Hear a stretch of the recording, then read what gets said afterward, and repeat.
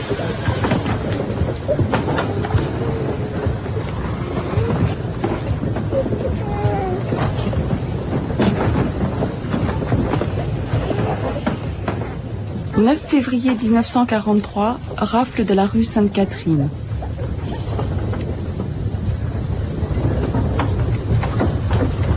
« 6 avril 1944, rafle des enfants de la maison d'Isieux. »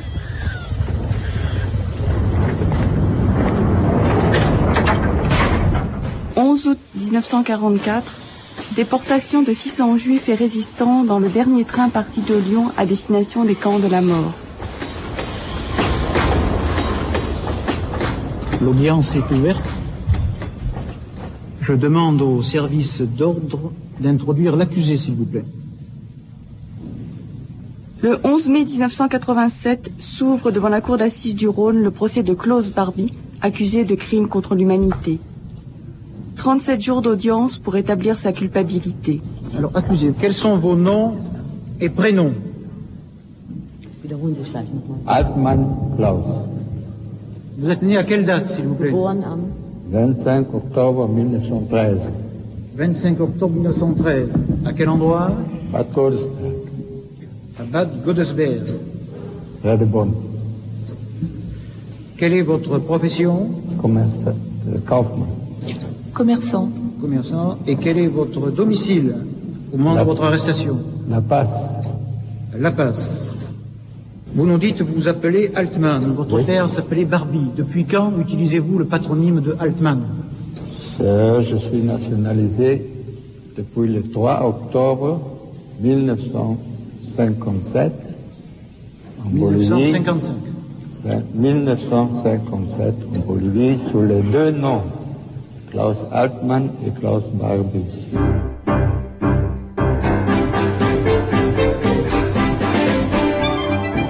Mémoire, histoire et justice, le procès Barbie.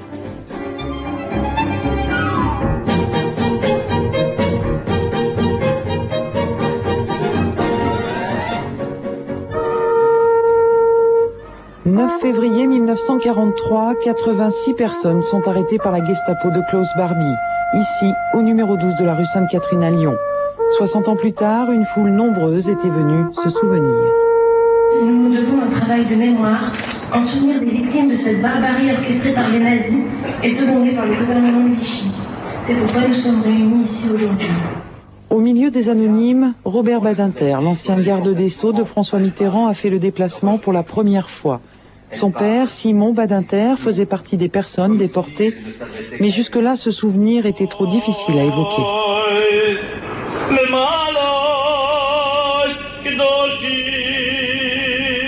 Alex Leval est là également. Il vient chaque année, sa pensée tout entière consacrée à Marcel.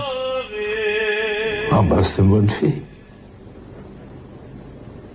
Une infirmière qui était malade ce jour-là, je crois, puis elle la remplaçait, elle était à la rue Sainte-Catherine, et puis elle s'est fait prendre là-bas.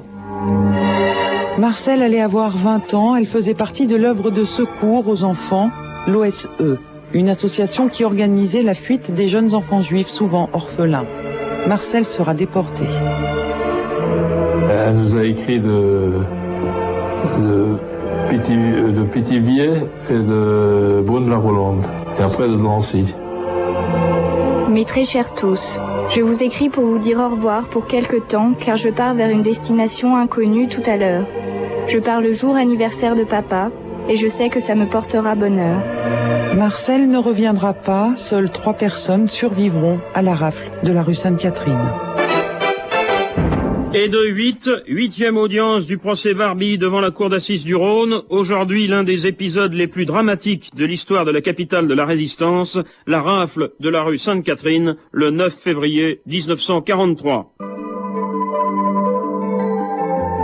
Avant cette audience, notre envoyé spécial François Foucard a demandé à maître Jakubowicz, qui est partie civile pour la communauté juive de Lyon, ses impressions sur le déroulement de ce procès. On n'a pas encore à ce jour évoqué réellement les faits à fond. Quand on les a effleurés, nous avons observé que la défense se défilait en disant « pour l'instant je n'ai rien à dire, je plaiderai ». Donc il est vrai qu'aujourd'hui, la défense n'a pas particulièrement à se plaindre dans la mesure où les faits eux-mêmes n'ont pas encore été abordés. Il faut tout de même se rappeler que nous n'en serions pas là si Barbie était présent à la barre. Au cours des dernières journées, il était normalement prévu son interrogatoire, qui n'a pas été possible compte tenu de son absence, de telle sorte que le président a rappelé les éléments les plus importants des faits au travers des procès-verbaux. Pensez-vous que dans les journées qui viennent, nous ayons des témoignages émouvants, prenants, malgré l'absence probable de Klaus Barbie? Oui, je le pense. Lorsque, par exemple, Madame Lagrange va venir témoigner, je pense qu'effectivement, ça sera poignant. Souvenez-vous également que le président aura la possibilité, s'il l'estime nécessaire, de faire venir Barbie par la force. Il sait conserver cette possibilité par les 2 décisions qu'il a rendues à ce sujet. Donc je crois qu'on ne peut pas affirmer aujourd'hui que le procès se poursuivra et se terminera sans la présence de Barbie. Je pense que le président le fera venir lorsque cela sera nécessaire. Cette grande confrontation entre les victimes et leurs tortionnaires était attendue par tout le monde. On voulait tout de même voir s'il était à ce point inhumain que de pouvoir soutenir ce qu'il a soutenu au cours de l'instruction devant ses juges. Mercredi 20 mai 1987, 8e audience. Alors, faites votre déposition, madame, nous vous écoutons. Maître, je vais commencer, Président, je vais commencer par le début. Monsieur l'huissier, s'il vous plaît, approchez le micro du témoin. Je vais peut-être là. Madame Léa Katz. Bien. Monsieur le Président, j'habitais dans un garni 122 avenue Thiers à Villeurbanne à l'époque. Donc, il y avait des contrôles d'identité souvent.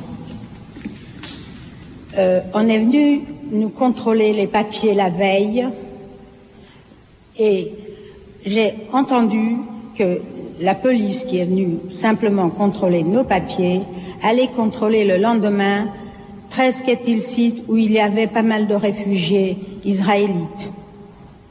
Donc le lendemain matin, je me suis dit il vaut mieux avertir les gens qui s'y trouvent pour qu'ils s'éparpillent, pour ne pas se faire prendre.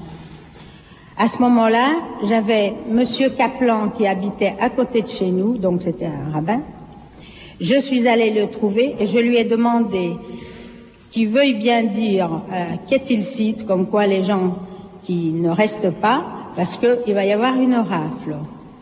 Il m'a répondu qu'il n'était pas de service ce jour-là, mais qu'il y avait le rabbin Schoenberg qui serait à la Fédération 12 rue Sainte-Catherine, que je pouvais aller l'avertir lui et qui ferait le nécessaire. Ce qui fait que je suis montée rue Sainte-Catherine à la Fédération, l'après-midi. Quand je suis montée, j'ai tourné la poignée pour rentrer, elle s'est facilement ouverte, la porte.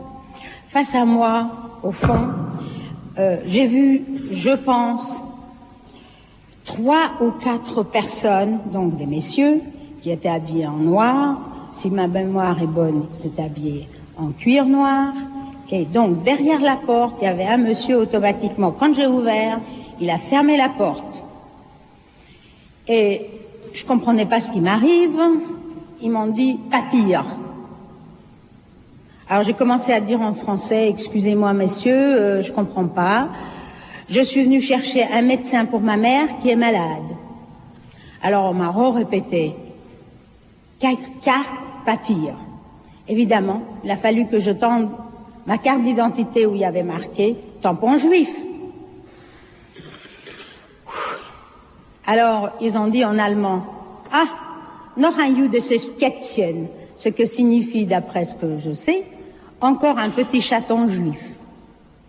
On m'a pris mon sac des mains et on m'a fait rentrer dans une pièce qui se trouvait à gauche, où il y avait déjà beaucoup de gens et qui, dès que je suis rentrée, on me faisait signe d'un air, il se passe quelque chose, sort, mais je ne comprenais toujours pas. Ce qui fait qu'on m'a mis dans la pièce à côté, et où il y avait déjà beaucoup de monde. Entre les gens qu'il y avait, il en arrivait, j'avais surtout très très peur que ma pauvre maman ne vienne pas. Et on était déjà beaucoup. On a commencé à causer les uns avec les autres.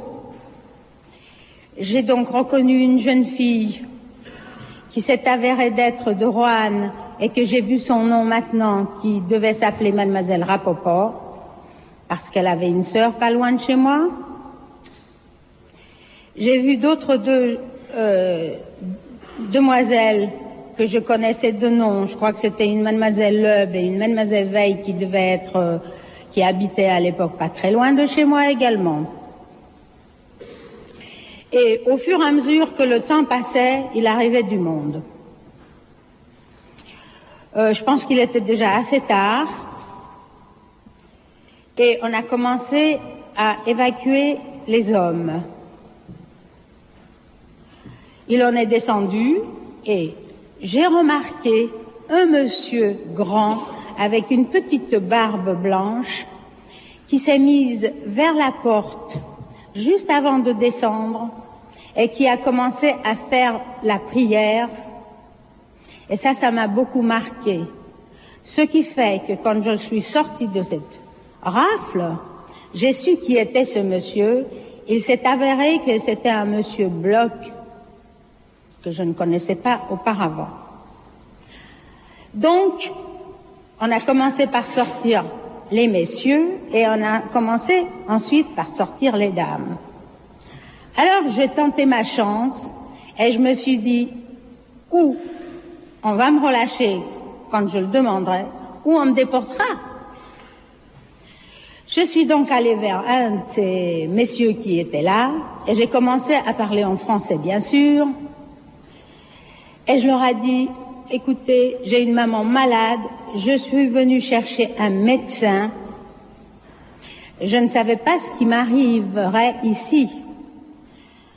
Donc, soyez gentils, laissez-moi aller juste avertir ma mère de ce qui se passe. Et de toute façon, je reviendrai puisque vous avez mes papiers et que sans papier, on ne peut pas circuler.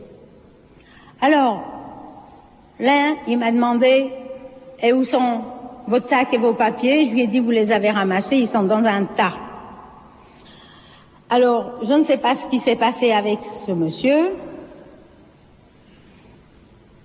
mais il m'a dit, en français, parle en français, je ne comprends pas. Pardon, excusez-moi. Parlez en allemand, je ne comprends pas le français. Je m'excuse de ce lapsus, mais je suis très émue à revenir là-dessus. Alors il m'a dit, vous parlez l'allemand? Sinon je comprends rien. Alors j'ai très eu peur, bien sûr, et j'ai commencé à le supplier en allemand, ce qui était un mauvais allemand par la peur. Et je lui ai répété la même chose. J'ai dit, écoutez, de toute façon, mes papiers, vous les avez. Donc, dites-moi où je reviens et je reviendrai demain. Alors, j'ai reçu 2 paires de claques où il m'a dit quelque chose que je vous dirai en allemand. Du freches Ding, was du bist. Wenn du reingekommen bist, hast du doch gesagt, dass du kannst kein Deutsch sprechen. Jetzt kannst du ja. Ce qui fait que j'ai reçu les 2 claques. Mais, eh bien, paraît-il, monsieur,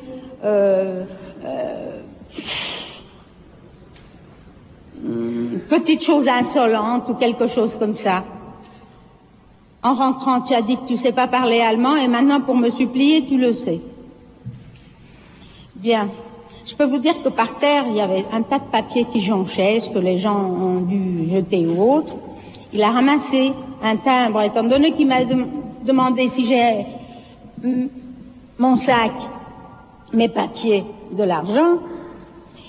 Il a ramassé 3 timbres, si j'ai bonne mémoire, et il me les a tendus. Et il m'a dit, tu peux t'en aller, mais demain matin à la première heure, tu viens à l'hôtel Terminus à Perrache. Et puis on va vous relâcher. Bien. Je descends les escaliers, j'en suis à moitié, et il y en avait d'autres, je suppose que c'était des Allemands, qui m'ont dit, comment ça se fait que tu descends? J'ai dit, messieurs, on m'a relâché. Il m'a dit, c'est pas vrai. Il a sifflé, et la porte s'est ouverte, et on lui a dit, oui, elle peut descendre. Ce que je peux vous dire, c'est que c'était déjà assez tard, et j'ai couru vers... À l'époque, c'était les tramways. J'ai couru vers le tramway numéro 7. Je suis rentrée toute blême dans le tramway. J'ai demandé à une personne, en lui disant que j'étais prise dans la rafle et par conséquent, je n'ai pas d'argent sur moi, si on veut m'échanger le timbre contre de l'argent pour pouvoir payer ma place. Ce qu'une personne a fait. Quand je suis arrivée dans le garni où nous habitions, hélas, pendant tout l'après-midi que j'étais à la Fédération, il y a des gens qui ont dû le savoir, ce qui s'est passé. Et c'est venu aux oreilles de ma mère. Alors ma pauvre maman a commencé à courir, d'abord chez Kaplan, en lui disant, si vous faites pas quelque chose, si ma fille, elle s'est fait arrêter, je me tue. Que pouvait-il faire? Rien. Elle a couru chez d'autres voisins où elle est restée à pleurer. Quand je suis venue donc à la maison, que je l'ai pas trouvée, j'ai couru chez Kaplan, il m'a dit, votre maman n'est pas là. J'ai donc été vers le voisin, où j'ai supposé que ma mère est, et effectivement, je l'ai trouvée là en pleurs. Ce que je dois vous dire également, c'est que la fille qui s'appelait Rapoport, parce que moi je leur ai dit, moi je vais tenter ma chance, moi je vais demander pour sortir. Alors cette fille m'a indiqué sa sœur qui habitait à côté de chez moi, dont le mari était un Français. Elle m'a dit, si jamais tu sors, va voir ma sœur et demande si mon beau-frère peut faire quelque chose pour moi. Ce que j'ai fait le soir même. Et ce monsieur m'a répondu, oui, j'irai demain matin. Le lendemain matin, donc ma mère et moi, nous sommes rentrés. Et le lendemain matin, j'étais vers ce monsieur et je lui ai dit, écoutez, est-ce que vous voudriez me prendre un certificat médical comme quoi ma maman est malade et que je ne peux pas y aller? Eh bien, ce monsieur m'a répondu, je suis un prisonnier libéré, je ne peux pas y aller. Alors j'ai réfléchi, je me suis dit, ce monsieur qui est catholique et français, si lui n'y va pas, certainement pas pour que moi j'y retourne. Alors la première des choses que j'ai faites, monsieur le président, je suis allée chez un coiffeur, étant donné que j'avais des cheveux roux, je me suis fait teindre en noir. Et à partir de ce jour-là, j'ai commencé à vagabonder avec ma maman. Nous avons dormi pratiquement dans beaucoup de quartiers de Lyon. Une nuit, nous n'avons pas, du moins 2 nuits, nous n'avons pas dormi de suite chez les mêmes personnes. Et ici, je dois dire et remercier encore beaucoup de fois des familles françaises qui se sont risquées à nous héberger, ma mère et moi. Cela a duré un certain temps. Il a fallu que j'aille travailler. Et chaque personne, donc des messieurs, qui me fixait un peu dans les tramways, j'avais toujours l'impression que c'était un de ces messieurs qui était à la Fédération. Et à chaque fois, je descendais en marche et je me cachais dans une allée et je reprenais le 2e ou le 3e tramway tellement que j'avais peur.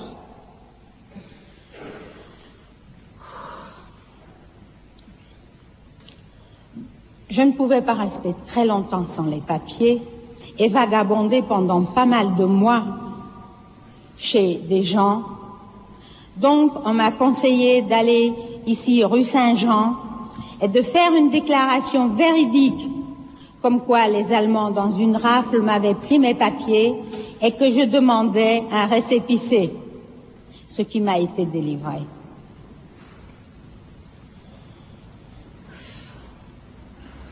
Si je peux continuer, ça ne sera plus la Fédération, mais ça sera une suite. Par la suite, dans ce fameux garni, on a été souvent contrôlés. Et comme j'avais ce fameux récépissé et non pas une carte d'identité, un soir, on est venu encore une fois faire des vérifications d'identité et que je n'avais que ce récépissé.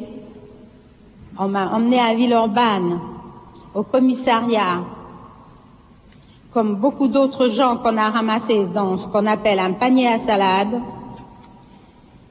Et le commissaire m'a demandé, que fais-tu là? J'étais quand même une jeune fille. Mais je dis, je ne sais pas, monsieur. On m'a amené. Et une personne a répondu, oui, elle a juste un papier là, elle n'a pas sa carte. Et ce commissaire est mort depuis, mais je lui dois beaucoup, car il a dit, elle a son récépissé, mais j'ai sa carte d'identité dans mon tiroir. Et c'est ainsi qu'on m'a pas mis dans un sous-sol où avaient pris les autres gens. Et j'ai attendu pour pouvoir sortir et pour aller chez moi pour avertir ma mère encore une fois que j'en suis ressortie. Mais ça, c'est à la suite de la rafle. La rafle était terminée. Donc on n'est déjà plus dans les faits dont la Cour est saisie. Exact. Laurent Douzou. Sur les juifs étrangers, on n'a pas de chiffres sur la période, évidemment. Malgré l'aspect tatillon des recensements de Vichy, etc., on n'est pas du tout sûr des chiffres qu'on a. Mais René Poznanski avance un chiffre qui est le suivant. En gros, entre 40 et 43, la population, entre guillemets, juive, dans la région de Lyon, mettons la région Rhône-Alpes aujourd'hui, aurait doublé, passant de 20 000 à 40 000, si je ne m'abuse, quelque chose comme ça.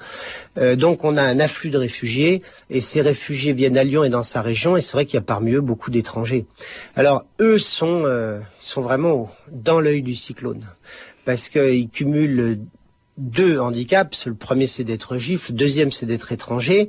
Et je dirais quelquefois, ils en ont un troisième qui est d'être communiste. C'est-à-dire qu'ils correspondent parfaitement aux représentations dominantes chez les nazis. Alors, à partir, et j'ajouterais que de surcroît du point de vue de Vichy, s'il y a des gens à sacrifier, c'est plutôt les juifs étrangers que les juifs français, que, comme on le sait, la mémoire des défenseurs de Vichy portera après-guerre beaucoup, en disant, au fond, on a épargné, nous, Vichy, beaucoup de vies juives. Bon, de juifs français. Donc, il est clair que les juifs étrangers sont dans des conditions particulièrement difficiles. Ils peuvent être assignés à résidence, ils sont soumis à des déclarations. Enfin, il est parfaitement clair que ce sont les premières victimes. Mais vous avez raison. Au fond, au procès Barbie, ils sont les acteurs les plus importants. Et ça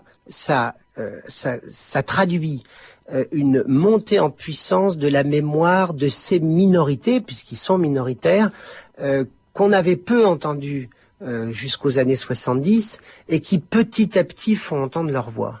Alors, il faut entendre leur voix à la fois quand ils essaient de mettre l'accent sur leur activité résistante, parce qu'il y a eu des juifs étrangers résistants, et comment. Et puis, donc c'est la fiche rouge, c'est toutes ces résurgences de ce type de combat-là. Et puis, ils font aussi entendre leur mémoire en tant que victimes, c'est-à-dire de gens qu'on a stigmatisés, isolés, persécutés, traqués, puis finalement arrêtés, pour bon nombre d'entre eux déportés, exterminés. Quels sont vos noms, prénoms, âge, profession et domicile, s'il vous plaît? Michel Cogeot-Goldberg, conseiller de direction, 48 ans, Paris. Est-ce que vous connaissiez l'accusé avant les faits qui lui sont reprochés? Non, Monsieur le Président. Vous n'avez avec lui aucun lien de parenté ou d'alliance, mais par contre, vous êtes partie civile. Exact. Vous êtes constitué partie civile au cours de l'instruction. Alors, Monsieur Cogeot-Goldberg, vous ne prêtez pas serment en votre qualité de partie civile. Vous êtes entendu à titre de simple renseignement. Nous vous écoutons. Faites votre déposition. Bien, j'ai deux titres à être ici. D'une part, je suis, et c'est un titre malheureusement assez banal, le fils d'une des victimes de la rafle de la rue Sainte-Catherine. Mon père, Joseph Goldberg, avec qui j'habitais à l'époque, j'avais 4 ans au moment des faits, à Tassin-la-Demi-Lune, a été capturé dans cette rafle et n'est bien entendu pas revenu de déportation. Or, par ailleurs, 32 ans plus tard, dans des circonstances sur lesquelles je reviendrai, j'ai eu l'occasion de rencontrer l'accusé en Bolivie et après ce qui fut pour moi une rencontre importante au cours de laquelle les faits qui sont ici évoqués furent discutés, j'ai consigné ces propos aussi fidèlement que je le pouvais dans d'abord un article et ensuite un livre qui est paru en 1980, à une époque où nous ne pouvions pas envisager l'issue actuelle des faits, si bien que cette conversation prend, semble-t-il, un relief et une importance particulier compte tenu du dénouement actuel. Alors sur le premier point, mon père était un juif d'origine polonaise, naturalisé français en 1928. Il avait 21 ans à l'époque. il avait fait la guerre, il avait été décoré la croix de guerre avec étoile de bronze, il avait été démobilisé après la défaite. La vie à Paris, pour tous les Français, mais plus particulièrement pour les Juifs, était devenue difficile grâce à ses voisins obscurs mais courageux qui ont aidé beaucoup de ceux qui ont pu survivre. J'ai eu très rapidement une nouvelle identité. À l'époque, il existait de vrais faux papiers et des faux faux papiers. Les faux faux papiers, c'était des vrais faux, si j'ose dire.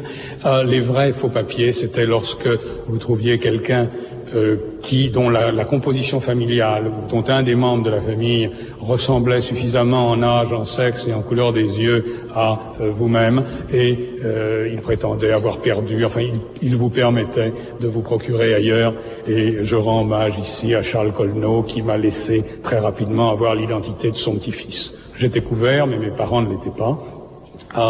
Nous sommes donc descendus par des étapes dont je vous fais grâce, à travers la Bourgogne. Nous avons passé la ligne de démarcation et nous avons atterri à Tassin-la-Demi-Lune.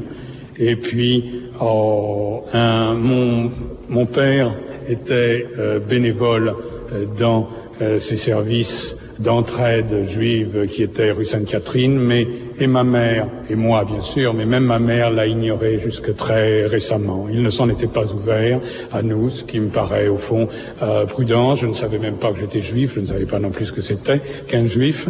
Le 9 février 1943, il a simplement dit tout ceci sont soit des souvenirs, soit des choses que ma mère m'a rapportées. La mémoire, quand on est si jeune, devient quelque chose d'ambigu. Il a dit, je vais à Londres et quel beau lapsus. Je vais à Lyon et j'emmène Michel. Ce jour-là, il y avait de la neige sur le sol, il faisait froid. Je n'avais pas mes bottes qui étaient chez le cordonnier. Ma mère a donc craint que je n'attrape froid. Et voilà pourquoi je n'ai pas accompagné mon père rue Sainte-Catherine et je suis vivant aujourd'hui et lui pas. Bien. Ceci en soi est quelque chose de relativement banal et les guerres produisent malheureusement beaucoup d'orphelins. Il y a néanmoins une spécificité propre aux enfants de déportés qui mérite peut-être d'être soulignée, notamment dans la mesure où elle explique la suite. Ces morts, puisqu'ils sont devenus morts de façon abstraite. Il n'y avait ni date, ni témoin, ni cadavre, ni cérémonie funéraire, ni tombe sur laquelle se recueillir. Pendant des années, quand ma fille, j'ai 3 enfants aujourd'hui, quand ma fille me disait « Mais papa, pourquoi est-ce qu'on va pas sur la tombe de ton papa ?»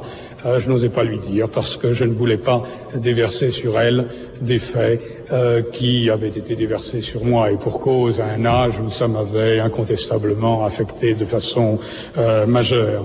Mais au fond, nous avons été privés de deuil. Et quand on ne prend pas le deuil, on ne le quitte jamais, ou très difficilement.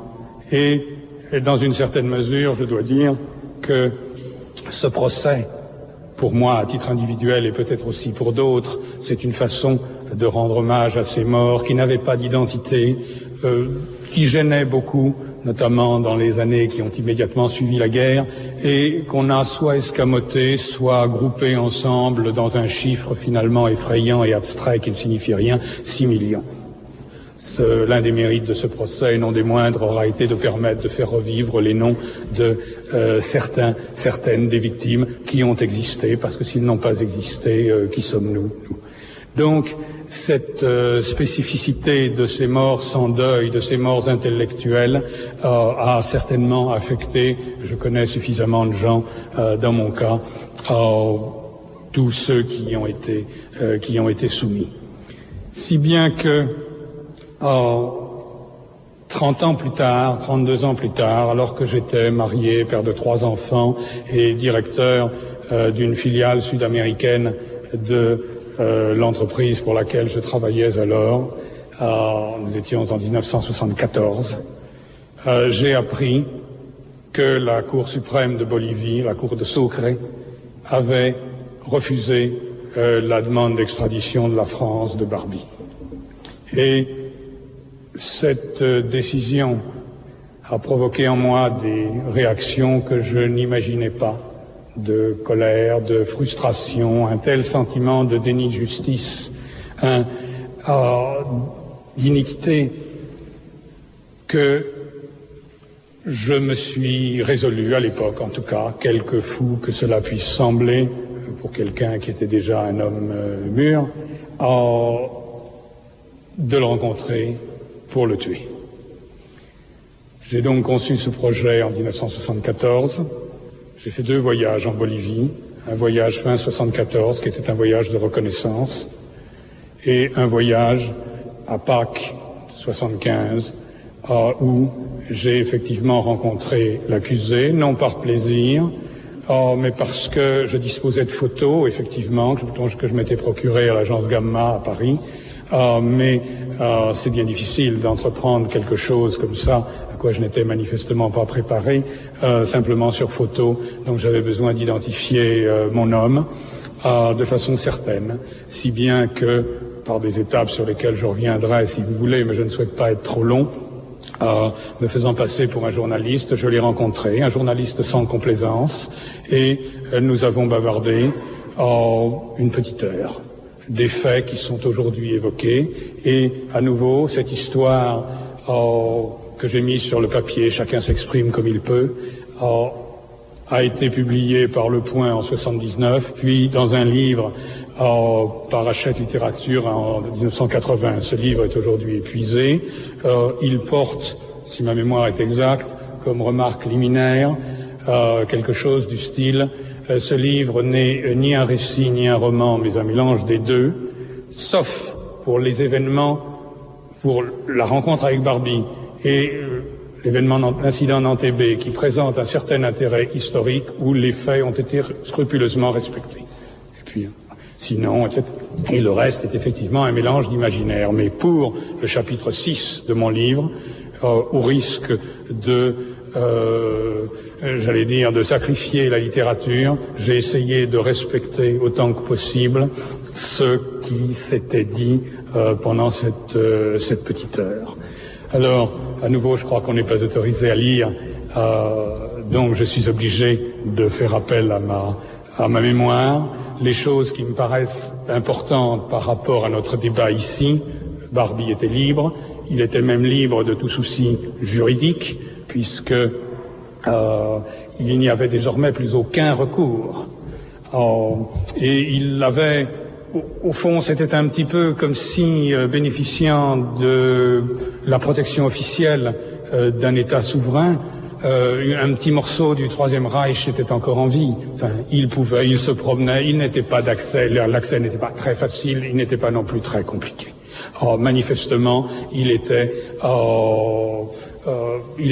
presque libre de tout souci. Alors, les faits qui sont ici aujourd'hui évoqués et qui, dans notre conversation, me paraissent revêtir une importance, compte tenu notamment de son système de défense, qui finalement n'a pas beaucoup évolué, semble-t-il. S'il était là, ce serait plus facile. C'était, premièrement, la lutte contre les Juifs, c'était pas mon rayon, c'était Eichmann. Moi, je luttais contre la résistance, c'est-à-dire le communisme. Or, les commandos spéciaux d'Eichmann venaient, et c'est à peine s'ils me saluaient en arrivant ou en repartant. À ce moment-là, je lui ai dit, mais il existe des télégrammes d'arrestation signés de vous. Les enfants d'Isieux, par exemple. Il m'a répondu, il savait parfaitement ce à quoi je faisais référence. Il m'a répondu, sont des faux. J'ai eu l'air manifestement dubitatif. Il m'a répondu, ou alors je les ai signés sans y prêter attention. Bien. Et puis, bon, nous étions plusieurs à table. Il était avec des gens, moi j'étais avec la personne qui m'avait introduit auprès de lui. Et manifestement, les propos étaient de propos divers, et il préférait que la conversation aille sur un autre sujet. À un moment donné, et moi je ne voulais pas insister pour ne pas éveiller trop les soupçons, à un moment donné, l'un des autres attablés m'a ramené involontairement, enfin, au sujet de la conversation, en disant « Mais Klaus, pourquoi est-ce qu'on t'ennuie tant ? tu n'étais qu'Obersturmführer pendant la plus grande partie de ton séjour à Lyon. Ce à quoi Barbie, qui avait peut-être un ego assez développé, a piqué au vif, a répondu « Mais j'avais plus de pouvoir qu'un général ». Et dans la capitale de la France qui résistait encore. Cette phrase « Mais j'avais plus de pouvoir qu'un général », compte tenu de qui je suis et des événements d'aujourd'hui, a pris à l'époque et prend aujourd'hui un relief tout particulier. Voilà, il y a d'autres choses à dire, Monsieur le Président. Néanmoins, je ne voudrais pas prendre plus de temps que vous jugez que cette déposition mérite. Vous pouvez vous aider de documents pour soulager votre mémoire, mais vous ne devez pas faire de lecture. Hein? Absolument. Non, je vérifiais. D'ailleurs, j'ai parcouru une bonne partie de mon papier de mémoire et je vérifie simplement si je n'ai pas oublié tel ou tel point important.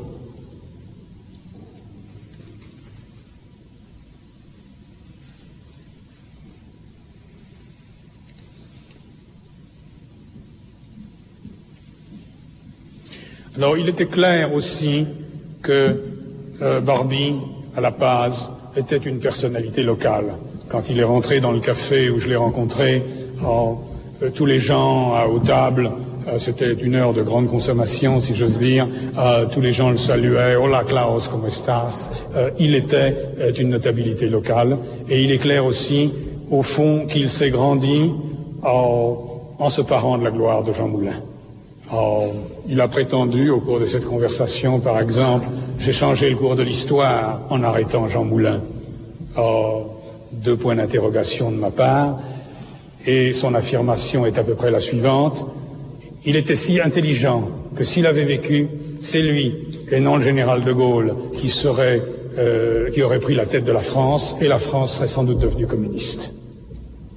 Je cite à peu près de mémoire. Donc, il est clair que l'homme,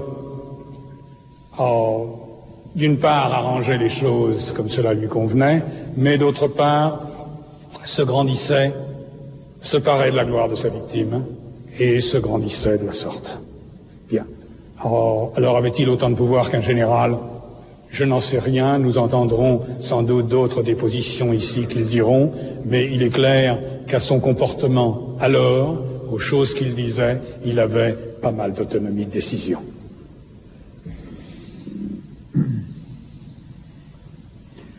Question, Monsieur le procureur général. Les parties civiles? Oui, maître Klarsfeld. Président, pourriez-vous demander à la partie civile pourquoi n'a-t-il pas exécuté la décision qu'il avait prise en venant à La Paz? Pourquoi n'a-t-il pas, pardon? Réaliser le projet qu'il avait conçu en venant à La Paz. Vous avez compris la question, monsieur? Certes, Monsieur le Président.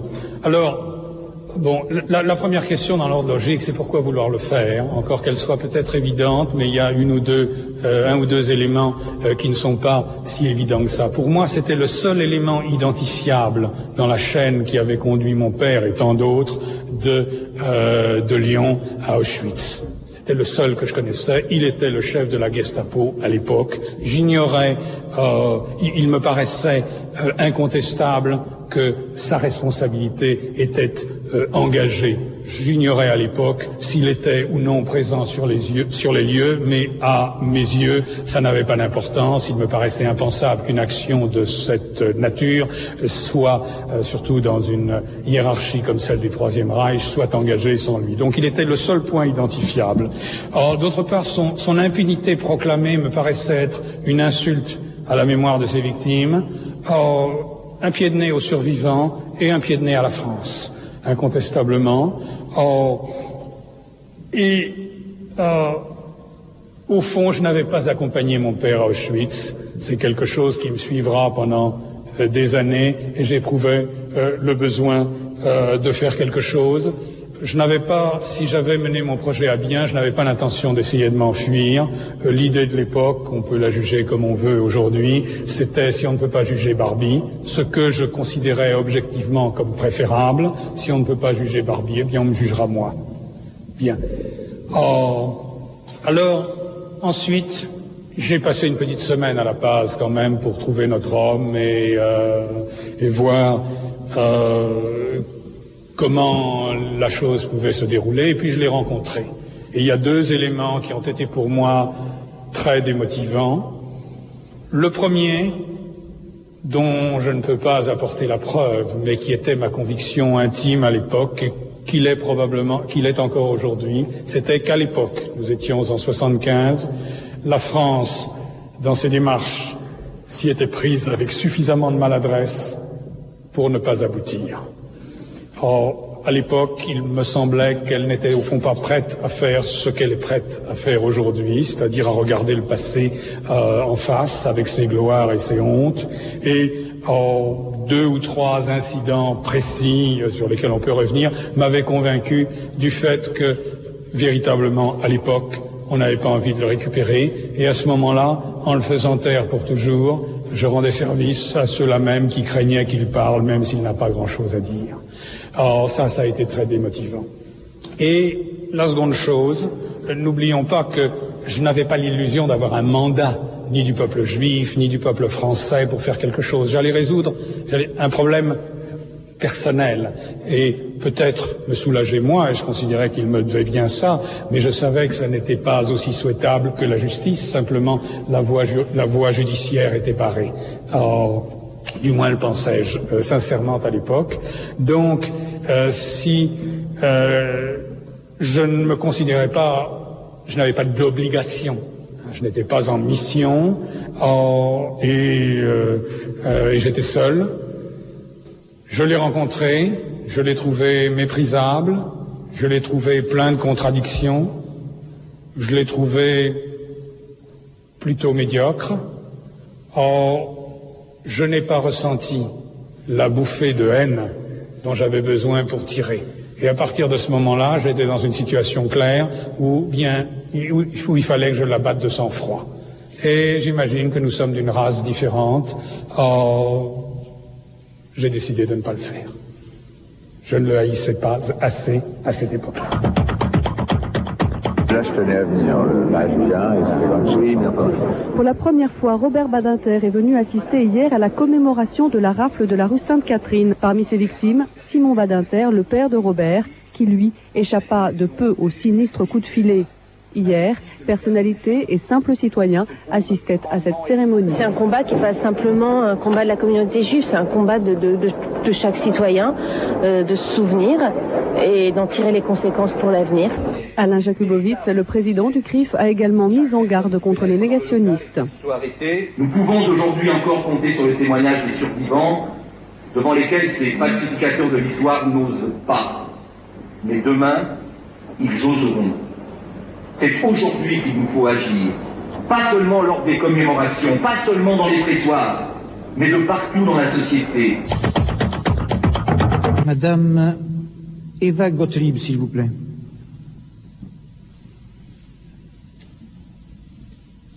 Bonsoir madame, approchez-vous des micros.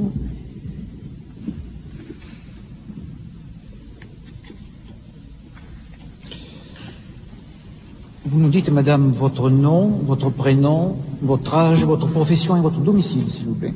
Je m'appelle Eva Gottlieb, j'ai 64 ans, je suis fonctionnaire à Jérusalem. Pardon?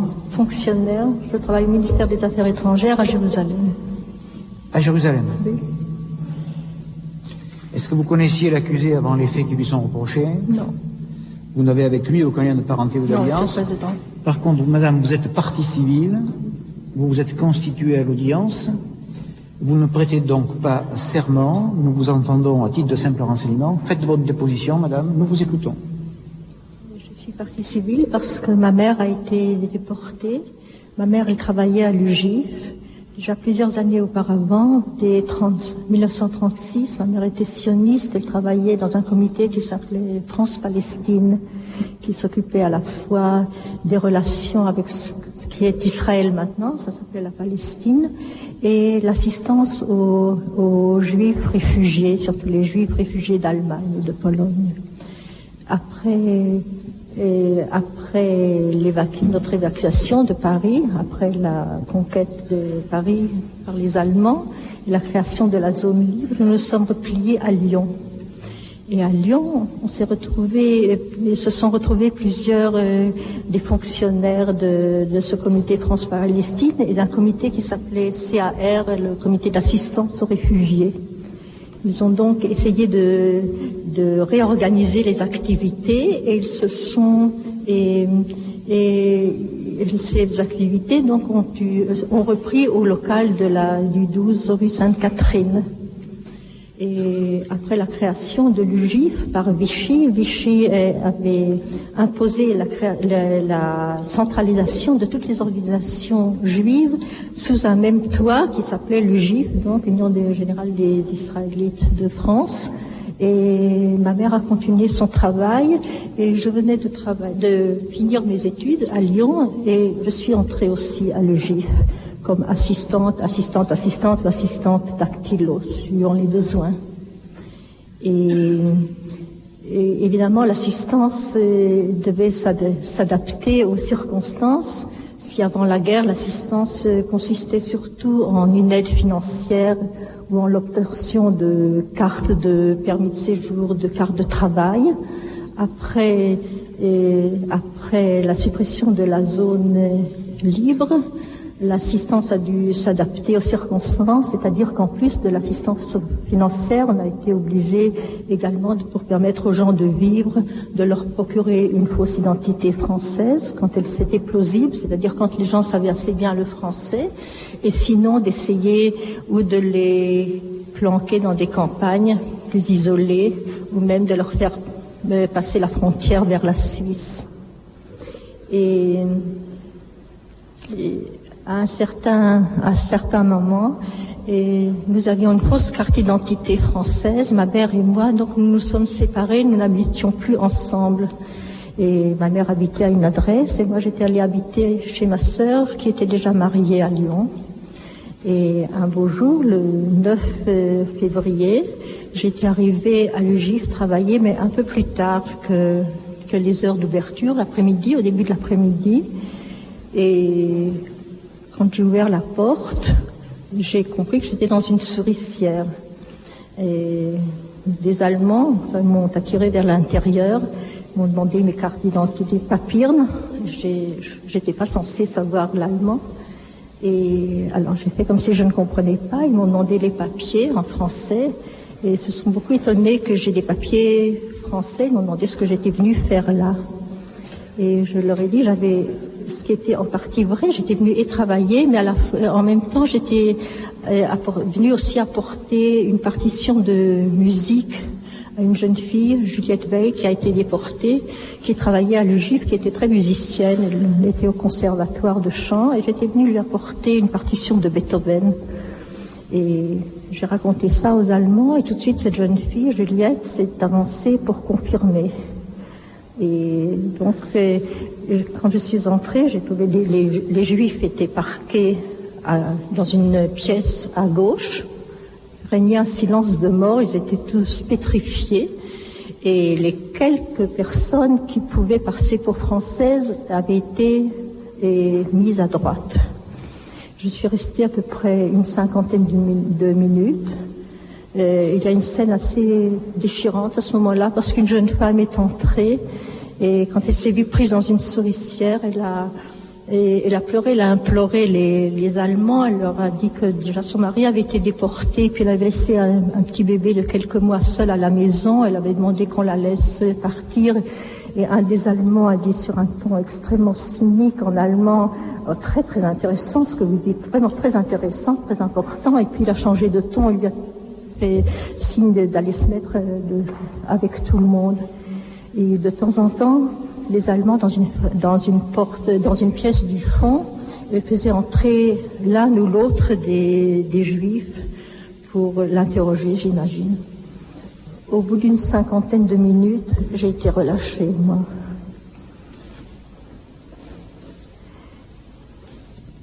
Et savez-vous pour quel motif vous avez été relâchée? Vous aviez quel âge à l'époque, madame? À ce moment-là, j'avais 20 ans et j'ai été relâchée parce que j'avais ma fausse carte de française.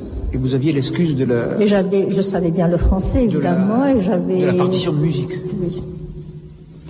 Et Ma mère a été prise et été déportée à Drancy avec tous les autres, évidemment. De là à Auschwitz, ils ne sont pas revenus. Laurent Douzou. L'Union générale des Israélites de France, c'est une organisation qui est censée rassembler toute la communauté, je mets des guillemets à ce terme, communauté juive, et qui est une organisation qui est imposée par Vichy, avec accord des Allemands, aux Juifs en France. Alors, pourquoi c'est compliqué? Parce qu'il n'y avait jamais eu d'organisation de ce type. On dira il y a eu le consistoire, mais le consistoire c'était une organisation religieuse. Bon, là l'idée elle est intéressante parce qu'elle révèle beaucoup de la vision qu'ont des Juifs leurs ennemis. On pose comme axiome qu'il y a une communauté. Or en réalité les Juifs de France ou en France en 40 sont extraordinairement différents. Il y a toutes sortes de profils. On peut pas parler d'une communauté, mais on pose ça. Il y a une communauté. Donc cette communauté elle va avoir des représentants qui sont ceux de l'UJIF. Et ils vont se trouver dans une position intenable. Pourquoi est-ce qu'elle est intenable? Parce qu'ils essaient à la fois de défendre les leurs, et en même temps, ils sont sans arrêt soumis à des pressions très très fortes qui font qu'on peut les accuser, entre guillemets, de collaboration, comme on peut se féliciter du fait qu'ils aient sauvé des vies. Ça veut dire que l'UJIF pose un redoutable problème à l'historien, et ça, Michel Lafitte, qui a soutenu une thèse qui a été publiée aux éditions Liana Lévy sous le titre « Un engrenage fatal », et je crois que le titre dit bien les choses, Michel Lafitte montre très bien la complexité qu'il y a à essayer de penser l'UJIF en termes d'historien. Et il cite Primo Levi. Et Primo Levi écrivait ceci: « Il faut toutefois affirmer avec force que devant des cas humains de ce genre, il serait imprudent de prononcer précipitamment un jugement moral. Il faut poser clairement comme principe que la faute la plus grande pèse sur le système. La faute la plus grande pèse sur le système, je dirais que ça définit assez bien la situation de l'UJIF. On peut condamner ou défendre l'UJIF. Je crois que c'est peut-être plus intéressant de montrer que l'UJIF est dans une situation, je le disais tout à l'heure, intenable. Alors pourquoi est-ce que Barbie s'en prend le 9 février 43 par la rafle de la rue Sainte-Catherine à l'UJIF Lyon? Mais parce que précisément l'UJIF a un statut très ambivalent. C'est à la fois, ce sont des interlocuteurs des nazis, et puis ce sont des juifs. Donc, il n'est pas du tout aberrant dans la logique nazie que ces gens qui sont vos interlocuteurs, mais qui sont des gens nuisibles puisqu'ils sont juifs, ben vous les arrêtez quand vous savez où les arrêter et que vous jugez le moment propice. C'est-à-dire que, sans arrêt, au-dessus de la tête des dirigeants de l'UJIF, comme une épée de Damoclès, il y a eu la menace d'une arrestation puis d'une déportation. Et les premiers dirigeants de l'UJIF, des gens qui ont beaucoup travaillé pour l'UJIF, ont été déportés et assassinés. Donc, je dirais que la rafle organisée par Barbie, elle s'inscrit dans le droit fil d'une logique nazie qui est une logique implacable. Reportage, le procès Barbie vu par un collège, Bernard Gavinier. Hier, à 1 kilomètre du Mont Valérien, lieu de recueillement très visité depuis la dernière guerre mondiale, Régine Leclerc, professeure d'histoire à Rueil-Malmaison dans les Hauts-de-Seine, commence son cours dans un petit collège de quartier, le collège des Bons Raisins. Aujourd'hui, nous allons donc parler du procès de Klaus Barbie et j'aimerais connaître votre sentiment sur les différents points soulevés par ce procès, c'est-à-dire la doctrine nazie dont on a déjà parlé au travers des leçons, la déportation et la résistance, puisque vous savez que Klaus Barbie n'est pas jugé en ce moment à Lyon pour Jean Moulin, mais pour des crimes contre l'humanité, concernant en particulier une colonie d'enfants qui ont été déportés donc en 1944. Les élèves sont attentifs et première réaction, ils ne comprennent pas que le procès Barbie continue sans Barbie. Écoutez Hélène, 15 ans. Je pense qu'on devrait l'obliger à rester, hein. Parce que lui, il obligeait bien les autres à faire ce qu'il voulait. Là-bas, dans la prison, il a qu'un compte rendu. Hein. Il subit pas les humiliations, mais il devrait. Puis comme ça, parce que je trouve que ça frustre ceux qui sont venus témoigner, parce qu'ils voudraient l'avoir en face pour dire ce qu'ils pensent. Le débat est lancé. Les élèves estiment ce procès nécessaire en mémoire de ceux qui ont souffert du nazisme. C'est quand même des choses atroces, donc si on a l'occasion de les montrer et de les faire savoir aux autres, il faut le faire. C'est très dur pour nous, mais je trouve que c'est encore plus dur pour les familles juives ou pour des gens qui ont vécu ça et qui sont encore en vie et qui revoient ça. Ça leur rappelle plein de souvenirs et on ne doit pas l'ignorer, on ne doit pas enterrer ça. Premier regret de Martine, 14 ans, les journalistes ne s'attachent pas à l'essentiel. C'est vrai qu'on fait beaucoup de publicité sur lui. Quand il est arrivé au procès, il avait les yeux comme ci, il avait les cheveux comme ça, il avait ça. C'est vrai que c'est secondaire déjà, mais... Bien sûr, mais c'est la presse, ça. Le fond est oublié par rapport à la forme. Non, mais de toute façon, ce qu'il a fait, ça s'oublie pas, c'est inoubliable. Une démocratie juge l'un des partisans de la dictature nazie. La justice française paraît trop clémente vis-à-vis du bourreau de Lyon, Juliette, 15 ans. En France, il n'aura pas grand-chose, puisqu'il n'y a pas la peine de mort. Ce qu'il y a, c'est qu'il devrait être jugé en Israël, ou là où il y a les Juifs. Là, au moins, il comprendrait. C'est une Juive qui l'aide à rechercher les Beat Scarfush, quoi. Donc c'est parce qu'elle voulait qu'il y ait une justice, quand même, qui réponde de ses crimes devant quelqu'un. Oui, mais que penses-tu de l'attitude donc de l'avocat de l'accusé qui essaie, disons, de détourner le thème, je dirais, du procès? C'est son travail, hein. Moi, je suis pas d'avis de Manuel parce que je trouve que c'est dégoûtant de remuer la boue. Moi, je trouve que c'est ignoble ce que fait l'avocat.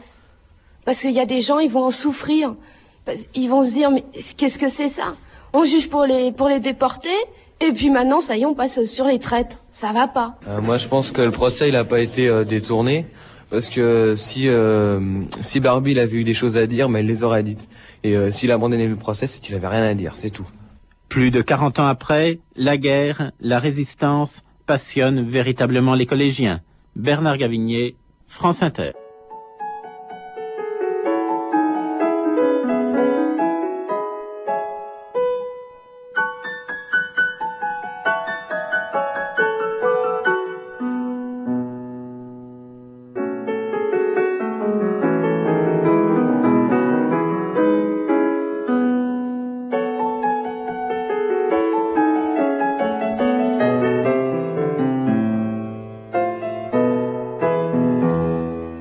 Le procès Barbie, une série de Dominique Missica, archives INA,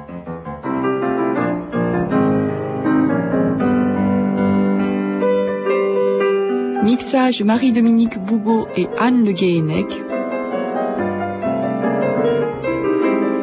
réalisation Pierrette Perronneau.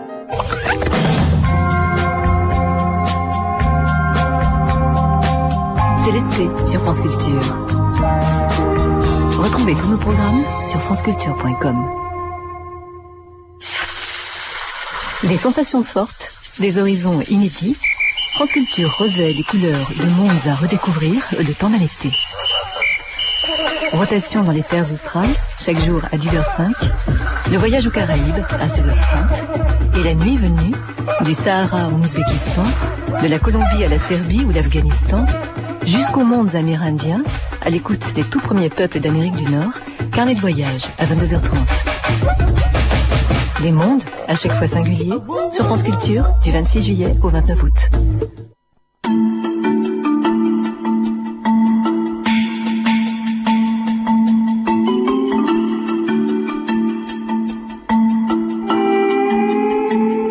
Un traité culinaire et savant. Chaque jour, Hervé Tisse, physico-chimiste à l'INRA, dans le laboratoire de chimie du Collège de France, dialogue avec un grand cuisinier à l'heure du déjeuner.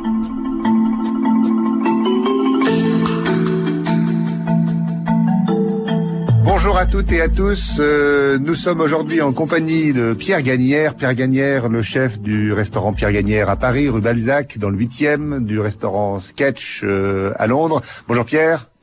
Bonjour Hervé. J'aime pas trop le mot chef. Hein, ah pardon, cuisinier. Voilà, c'est mieux. Cuisinier, ah pardon. Oui chef, je ferai plus. Alors, deuxième semaine, deuxième rencontre avec Pierre Gagnère. Cette semaine, c'est viandes et poissons. Alors, le titre de notre émission, hein, mousse et mousseline de poisson. Pourquoi nous avons perdu l'idée de s'aimer? Alors, c'est pas tout à fait vrai, puisque tu en fais beaucoup, des mousses et des mousselines. Il faudra revenir sur les noms. Pour en parler, je te propose une recette d'Auguste Escoffier. Auguste Escoffier, j'allais dire grand cuisinier. Non, pas grand cuisinier, grand restaurateur, je préfère dire. Hein. Il a plutôt créé des restaurants que fait de la cuisine. Enfin. Oui, c'était un concepteur, c'était un animateur. Ouais. C'était surtout quelqu'un qui a eu la capacité à mettre en forme par un livre fondateur, presque très connu dans tous les cas, un livre de cuisine qui vraiment fait référence, quoi. Il a recodifié, en quelque sorte.